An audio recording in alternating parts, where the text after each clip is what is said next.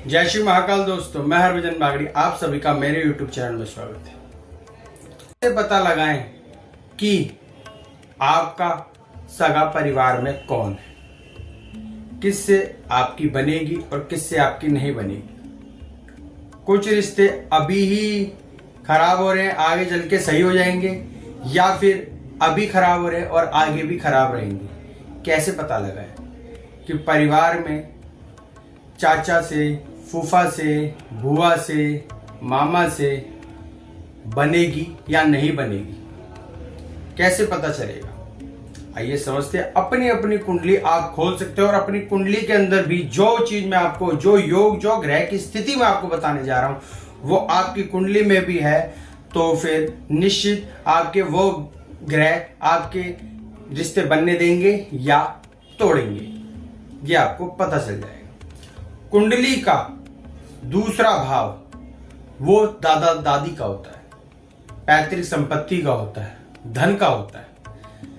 अगर कुंडली का दूसरा भाव आपका राहु से पीड़ित है, शनि से पीड़ित है, शनि की वक्र दृष्टि से पीड़ित है, मंगल की दृष्टि से पीड़ित है, तो यकीन मानिए आपकी जुबान और धन की स्थिति डिस्टर्ब तो रहेगी, लेकिन दादा दादी या तो आपसे दूर रहेंगे या दादा दादी का आपको प्यार नहीं मिला होगा या नहीं मिलेगा।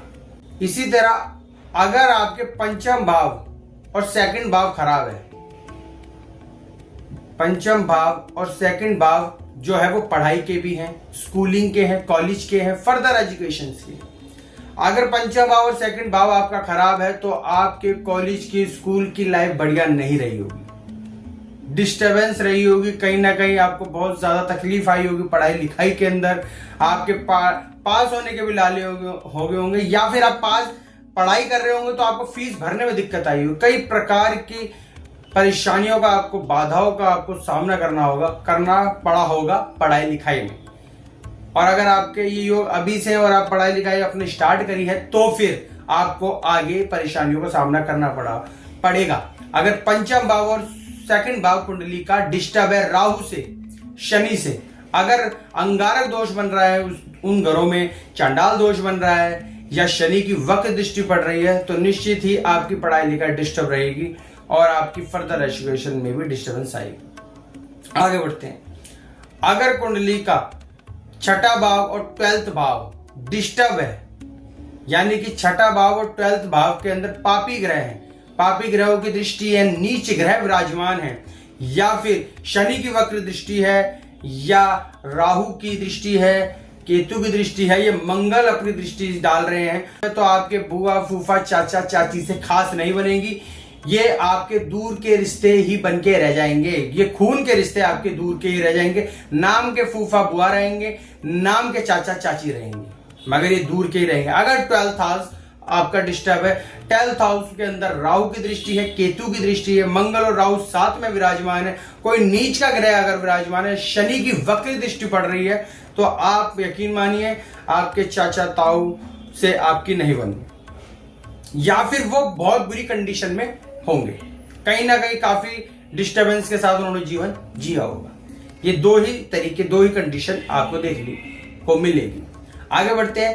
अगर 6th हाउस कुंडली का आपका डैमेज है, 6th हाउस अगर उच्च ग्रह में विराजमान है, अगर 6th हाउस में अच्छे ग्रह विराजमान है, सूर्य उच्च का है या शुक्र उच्च का है, या बृहस्पति देव 6th हाउस पे दृष्टि डाल रहे हैं, सौम्य ग्रह, शुभ ग्रह विराजमान है, तो यकीन मानिए आपका जो ननिहाल है वो धनवान होगा, अच्छे समृद्धवान होंगे। आपके मामा, मामी, मौसा, मौसी जो भी हैं वो आपके रिश्ते उनके साथ मधुर होंगे, आपके रिश्ते उनके साथ प्यार भरे बने रहेंगे लंबे समय तक, और आप उनसे धन भी अर्जित करेंगे। अगर शुक्र उच्च का छठे हाउस में विराजमान है तो आप अपने कॉम्पिटिटर से भी बहुत ज्यादा पैसा कमाएंगे, कॉम्पिटिटर को हमेशा पीछे छोड़ के चलेंगे। साथ में आपके जो ननिहाल है वहां से आपको बहुत सपोर्ट मिलेगा। जैसे आपका घर अपना है, ऐसी आपका ननिहाल भी अपना रहेगा। ननिहाल से आपको बहुत प्रेम मिलेगा, ननिहाल में आपको बहुत आदर सत्कार मिलेगा और आप वहां से धन भी अर्जित करेंगे अगर शुक्र उच्च का है तो।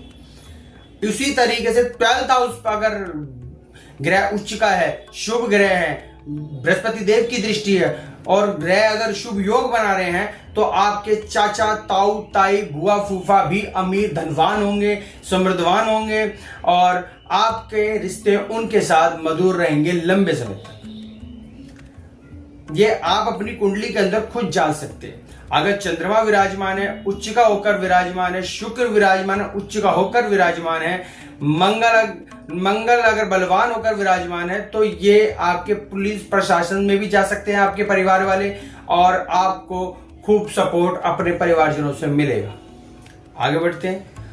8th हाउस जो होता है व्यक्ति के ससुराल का भी होता है, और भी चीजों का होता है, लेकिन बात यहाँ रिश्ते की हो रही है तो हम सिर्फ रिश्ते की बात करेंगे। 8th हाउस होता है ससुराल का। अगर 8th हाउस के ऊपर शनि विराजमान है, मित्र राशि विराजमान है और मंगल की दृष्टि पड़ जाए तो शनि दोनों फल देगा, प्लस भी और माइनस भी। यानी कि विवाह आपका बड़ी बाधाओं के साथ होगा, डिस्टरबेंस के साथ होगा। शुरुआती अवस्था को, शुरुआती कुछ समय का जो ससुराल के साथ आपके संबंध डिस्टर्ब रहेंगे, लेकिन उसके बाद का जो समय रहेगा वो बड़ा ही लाभकारी रहेगा आपके साथ ससुराल का। कभी कभी शुरुआती समय डिस्टरबेंस भरा रहता है, लेकिन बाद के जो समय होते हैं वो बहुत ज्यादा लाभकारी होते हैं। तो इस तरह के योग वालों के साथ ऐसा ही होता है।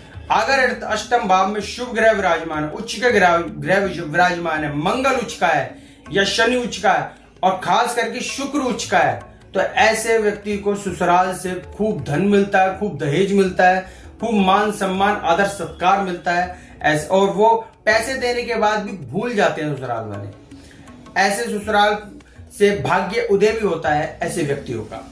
तो ये योग आप अपनी कुंडली के अंदर चेक भी कर सकते हैं और जांच भी सकते हैं। आगे बढ़ते हैं। अगर कुंडली का 9th हाउस आपका शुभ ग्रह में विराजमान है, शुभ ग्रह विराजमान है, बृहस्पति देव विराजमान है, बृहस्पति या चंद्रमा साथ में विराजमान है, शनि देव उच्च राशि है, मित्र राशि है, या शुभ ग्रह 9th हाउस को देख रहे हैं, तो ऐसे व्यक्ति को गुरु का साथ जरूर मिलता है और गुरु को चेले का भी साथ मिलता है। आजकल जैसे लोगों के अंदर हीन भावना आ जाती है अपने गुरु को लेकर कि उसकी विद्या सीखकर गुरु का ही गला काटने की सोचते हैं, लेकिन जो योग मैं आपको बता रहा हूं, अगर ये योग आपकी कुंडली में है तो आपको शिष्य अवश्य आपको समृद्धवान मिलेगा और आपके मापदंडों पे खरा उतरने वाला मिलेगा। उसी तरीके से दूसरा पक्ष यह है कि अगर 9th हाउस का राहु से पीड़ित है, राहु चाहे कोई भी राशि में हो, केतु से पीड़ित है, या अंगारक दोष, मंगल राहु की दृष्टि पड़ रही है, या मंगल राहु 9th हाउस में विराजमान है, या शनि राहु विराजमान है, या राहु बृहस्पति विराजमान है, तो ऐसे व्यक्ति को कभी भी चेला नहीं बनाना चाहिए, क्योंकि चेले बनाने से व्यक्ति का विनाश हो सकता है, उस गुरु का विनाश हो सकता है, क्योंकि चेला ही धोखा देगा।